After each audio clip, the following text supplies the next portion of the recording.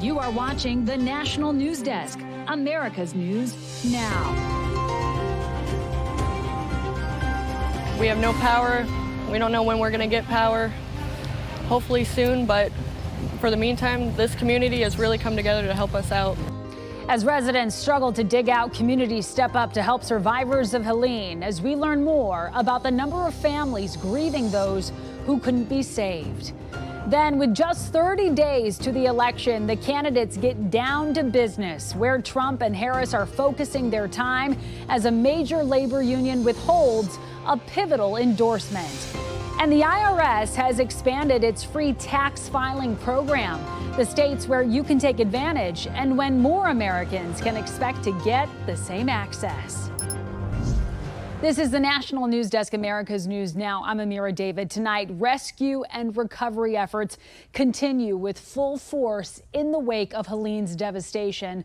The death toll now over 220, expected to climb in the coming days, with hundreds still unaccounted for. Right now, 200 people remain missing in the county of Buncombe in North Carolina. That's the county home to hard-hit Asheville, with a near communication blackout from power outages and downed cell service starting to turn a corner. Families clinging to hope their loved ones will be found. But for those who have survived, deep challenges remain. Our Stephanie Dupre in Madison County, North Carolina, with how one local resident is trying to rebuild his Helene-ravaged town while holding space in his heart for immense grief. Disasters are disasters, right? It's just, I feel like the key or the important thing is how people deal with it, you know? Juan David de Narvaez has lived in the town of Marshall for almost a decade. His home unscathed, but still feels grief and loss as there's almost nothing left of his town. Choked, you know, people's businesses, whole livelihood, you know, is out the window. Juan David described horrific visuals of his reality for the last few days. There's people that are still unheard of, you know, that they're not, you know, bodies washing down river constantly, animals, and it's gnarly. It's awful, you know, because who knows what's gonna happen now. Everyone, including Juan David, going right to work at the break of dawn. There's a lot of hazardous material. All this mud it's not just mud, you know? It is, you don't really want to be in it, but we have to. And where is all that mud and debris going? Well, Juan David says for now, the crew has made a dumping ground, but they need a long-term solution. He says in the mix of cleanup, people are still in panic mode. Some overwhelmed, filing for FEMA disaster assistance. Which I feel like that's pretty complicated, you know, because I feel that government should make it a lot easier. Instead of everyone is running around, right, doing all sorts of things. The least that they need to really start thinking is running around more to try to fill out all this paperwork that it's just like no one wants to really do that. Juan David taking this as a new beginning and encourages others to do the same. I feel like there's so many beautiful things really brewing up within this disaster, and that's really key. Meantime, we are tracking more hurricane activity in the Atlantic. Hurricane Kirk, this one right over here, brewing in the Atlantic. We're tracking that one, and then we're also tracking this one right here on its heels. This one is now just a tropical storm, but it is expected to turn into a hurricane by tomorrow. That one is Tropical Storm Leslie. And if it continues on a straight course, by the way, Tropical Storm, it will be in line with North Carolina's Outer Banks. Timing, it does look like it would be about next weekend, but some prediction models show it will turn north later next week. So we'll continue to track that for you. A statewide Texas manhunt on for 33-year-old Seth Altman. He is wanted for shooting Memphis police chief Rex Plant last night. Plant and another officer went to arrest Altman at his home for attempted burglary. Police say Altman came out, pulled a gun, and shot Plant multiple times before fleeing. The chief is in the hospital and is in stable condition. Vice President Kamala Harris and former President Donald Trump are visiting swing states today with just over a month away from the 2024 presidential election. Trump is in Georgia surveying hurricane damage with Governor Brian Kemp, who endorsed Trump in August despite a years-long feud over the 2020 election. I have no doubt that whatever can be done is going to be done. It's going to take time. It's going to take a lot of effort, and it's a very heartbreaking situation. Trump's running mate, Senator J.D. Vance and Elon Musk, planning to be at Trump's rally tomorrow in Butler, Pennsylvania. That's the site of the July assassination attempt. Tonight, Harris is campaigning in Flint, Michigan, the city that drew national attention a decade ago because of lead-contaminated water. Harris stopped at a firehouse in Detroit this afternoon where she attacked Trump. If reelected, he intends to launch a full-on attack on unions and the freedom to organize. Harris will visit North Carolina tomorrow to tour hurricane damage, be briefed on recovery efforts, and discuss the federal government response. And tonight, a potential problem for Democrats in battleground states. The Firefighters Union has become the second major union not to endorse a presidential candidate. The National News Desk's Janae Bowens takes a look at the potential impact. By a margin of just 1.2%, the International Association of Firefighters voted not to endorse a candidate in the 2024 presidential election, even with a long history of supporting Democrats. So it sends a bit of a negative message that they're not comfortable with Kamala Harris, but then they didn't go all the way to endorse Trump either. The group came out strong for President Joe Biden in 2020, withheld their endorsement for Hillary Clinton in 2016, and supported former President Barack Obama. Former President Donald Trump called this year's non-endorsement another crushing blow to Harris. It's the second major union to withhold their support this election cycle. The International Brotherhood of Teamsters was the first. They endorse the Democrats, automatic for many, many decades. But you know what? They said, they looked at her, they said, we're not going there. This was not an endorsement for the Republican Party. This is a wake-up call that the system is broken. It's far too long that the Democratic Party, and I'm a Democrat, has just got their way. A recent Gallup poll shows 62% of Americans say the Democratic Party best serves the interests of unions. We fight for a future where workers, all workers, are treated with dignity and respect. But these two non-endorsements send a different message and could impact swing states such as Michigan and Pennsylvania with a significant number of union voters. If a union, decision like this affects 30, 40, 50,000 people, that could determine the outcome of the race. In Pennsylvania, which right now is the closest of the swing states, virtually everything that happens could have a really consequential effect. And Amira, the International Longshoremen's Association halted their strike and has not endorsed a candidate. Their leader is making headlines, though, for his close connections with Trump, adding to this notion that union workers are shifting to the right. Yeah, really interesting politics at play. And the lack of an endorsement means that candidates are going to have to work a little bit harder to convince union voters that they should be president of the United States. So how are the candidates trying to appeal to that voting bloc?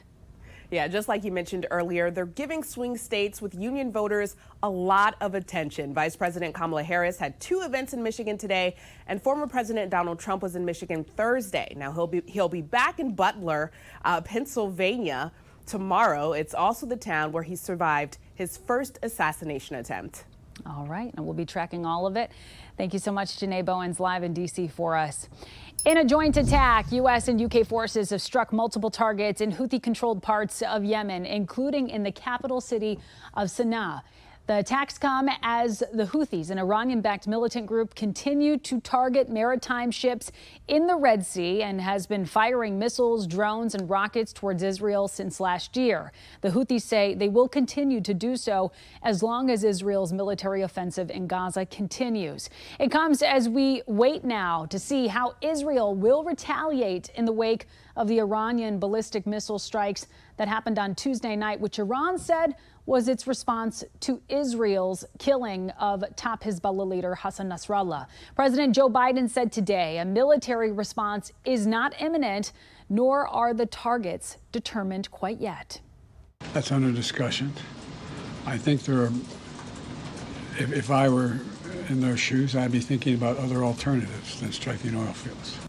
This as Israel unleashes strikes on Beirut, targeting more Hezbollah leaders, also striking a key crossing used by tens of thousands who travel from Lebanon to Syria. The IDF says the crossing was used to smuggle weapons in from Iran, which Lebanese government officials say is untrue. The latest data out of the Lebanese Ministry of Health shows 37 people killed, 151 injured in just the last 24 hours. The deaths a result of 150 Israeli airstrikes in that same time period, according to NBC News. Tonight, the head of the United Nations Health Agency sounding alarm over the threat faced by healthcare workers being killed while trying to do their job. Healthcare continues to come under attack.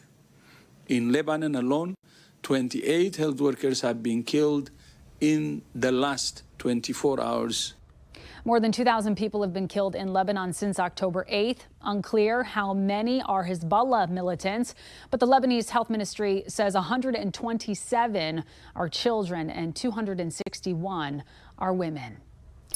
3 people are unaccounted for after a fire at a house in Northern Virginia that caused the roof to collapse and nearly leveled the property, according to Prince William County officials. Neighbors reported the fire early this morning, burning both stories of what officials say was an old home. Several people who lived in the basement escaped.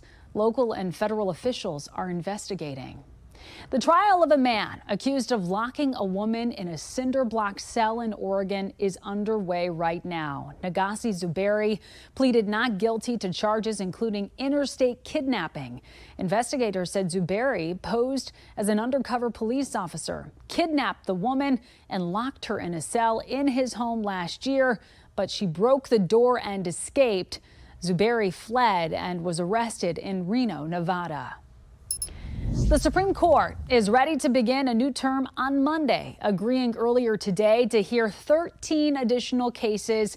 And we want to tell you about some of the big ones. An appeal from a straight woman who claims her gay boss denied her a promotion.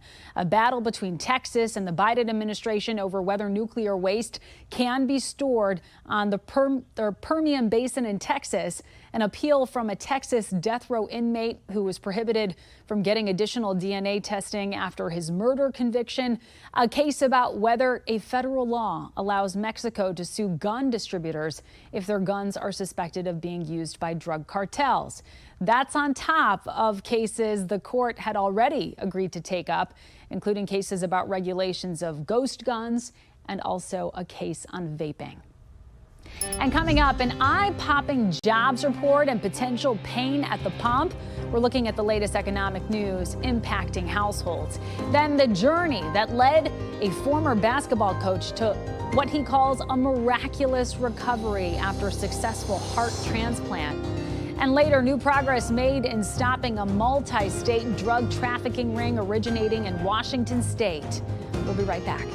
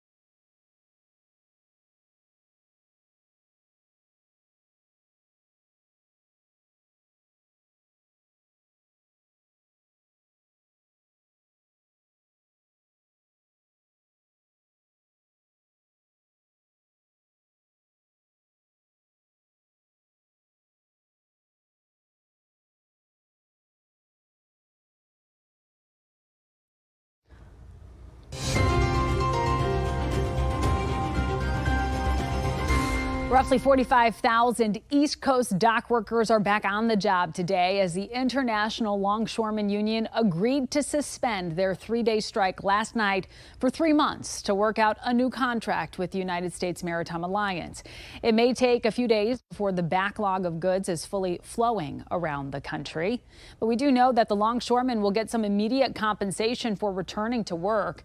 The Alliance has agreed to $4 an hour wage increases and then subsequent $4 and an hour increase for the next 6 years, which would amount to a 60% raise over the life of the contract. The union had been asking for more than a 70% increase. Any new contract will still need to be ratified by the union. But today, President Joe Biden touted the work to bargain on a new deal. We averted what could have become a major crisis for the country, and a tentative agreement which includes record wage increases for dock workers and shows the importance of collective bargaining and represents, I think, critical progress toward a strong contract. On top of that, a blowout September jobs report out today delivers an unexpected boost in confidence about the state of the labor market. The National News Desk's Atra Al-Nashar has more on those developments and why prices at the pump could see a spike.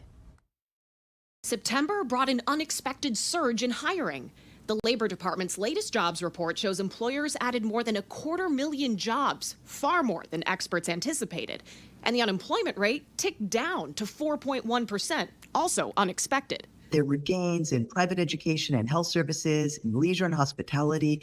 We saw government continue to add jobs. And importantly, we saw 25,000 jobs being added in construction. Dock workers along the East and Gulf Coast back on the job Friday. It feels great knowing that we saved our jobs. Erasing fears of an extended strike affecting next month's jobs report. But their union and shipping companies only reached a short-term deal through January 15th, giving the two sides a few months to agree on a new contract before risking another strike. A relief for workers and supply chains. Experts warned an extended strike would cause product shortages and push up prices. But we are keeping a close eye on the price of oil after Iran launched strikes on Israel. There are fears the conflict will disrupt oil supply, pushing up gas prices.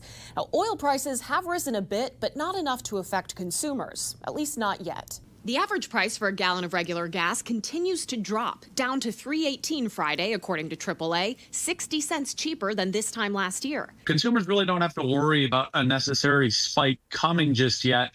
Of course, there's a lot that can still develop. If attacks involving Iran continue, the story could change. Experts point out other OPEC Plus countries have room for more production that could make up for output cuts on Iran's part. Back in the U.S., overall, the economic picture looks stable, with another interest rate cut expected just after Election Day. Consumer confidence is on the upswing, according to a closely watched index by the University of Michigan, but remains below pre-pandemic levels. Voters considering all of this and more as they get ready to cast their ballots, ranking the economy as their top issue. In Washington, I'm Atra Al-Nashar reporting. Atra, thank you. A lot more people will be able to file their taxes directly through the IRS for free next year. The agency said it's doubling the states that can use the new direct file system to 24. And you can see them right there on your screen. This impacts more than 30 million Americans and could save filers tens of millions of dollars in fees collectively. More states are expected to join in on this in 2026. Lawmakers are asking the government to do more to stop taxpayer refund checks from getting stolen in the mail. Meantime, one congresswoman says her office has worked on over 200 cases of stolen checks amounting to almost $4 million. The IRS is working on a better solution, but the commissioner says it will take a few years. And a former basketball coach who was recently given the gift of life says he's had a miraculous recovery. Medical reporter Liz Bonis talked to part of the team that played a very powerful role in his healing. My physical is getting better. My heart is pumping strong. The last time we talked to Jamie Mahaffey, he was in a hospital bed recovering from a January heart transplant at Tennessee's Vanderbilt University Medical Center. This is Jamie Mahaffey now. I feel I'm blessed to be here. Jamie credits supportive family and friends for getting him back to work as a truancy officer here at Ohio's North College Hill Elementary School. He's dropped 160 pounds. I'm just happy to be here. A different mindset on life. These Mahaffey's Miracle t-shirts are now part of his co-worker's wardrobe. We put on the back, Mr. Mahaffey, we got your back, and listed all of our names. You see, Jamie had a bit of a setback this past spring due to an infection. I had an amputation below my knee in May 8th, and that was different. That was probably worse than the heart transplant. He also had to have a few toes removed on his other foot. That led these co-workers to sort of coach this former basketball coach back on his feet, literally. God doesn't put you in a situation that he doesn't prepare you for. So.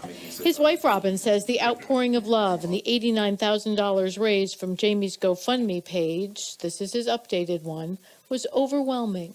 To know that when crisis hits, you have people in your corner who are saying, keep going, you got it, keep going. It means the world. It's a great feeling. And to be here, to see. Yeah, so I'm just... God's blessed me a lot, and I don't take it for granted at all. So it's good. Now, Jamie and his family still need your support. Doctors right now especially worried about his kidneys. So if you just search Mahaffey's Miracle online, you can find more information. We are pulling for you, Jamie. With your health news, I'm Liz Bonus reporting. All right, Liz, thank you. And coming up, how a new Florida law could make it much easier for detectives to solve cold cases. We'll be right back.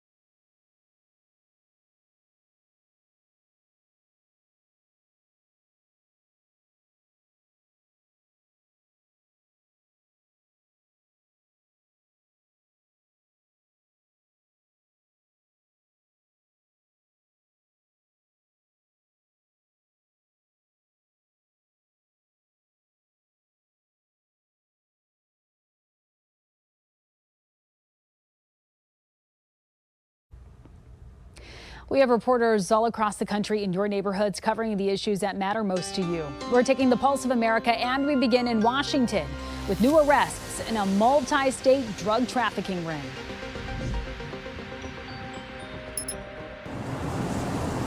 A new indictment claims it was a domestic interstate conspiracy run out of a Renton home. This callous drug trafficking organization stands accused of distributing quantities of fentanyl great enough to potentially kill nearly 1 million people, which would fill Lumen Field more than 15 times over. Federal agents executed multiple search and arrest warrants on Wednesday, accusing a Renton family and a total of 17 people of being the center of a massive drug trafficking ring.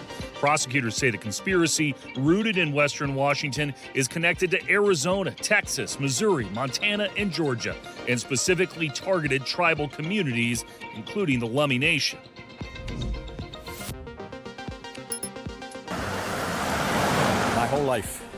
My whole life I've been coming to this church. Established in 1887, Holy Rosary in Upper Fells will soon be just one of a handful of historic Catholic churches left standing across Baltimore. If this church would close, I probably would not go to Catholic church again for the rest of my life. In line with the Archdiocese of Baltimore's Seek the City plans announced back in May, come December, Baltimore's 61 Catholic churches will be closed and consolidated into 23 parishes and 30 worship sites.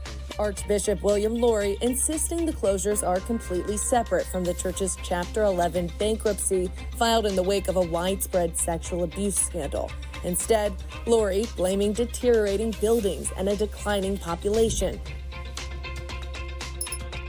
Cold cases are often seen as unsolved puzzles, with missing pieces left scattered across crime scenes, sometimes for decades. But law enforcement believes a new Florida law could finally bring those pieces together. DNA testing has been, the holy grail for law enforcement. House Bill 533 mandates that everyone arrested in Florida, no matter the crime, must submit their DNA. Since its March rollout, over 150,000 samples have been collected and added to the FBI's national database.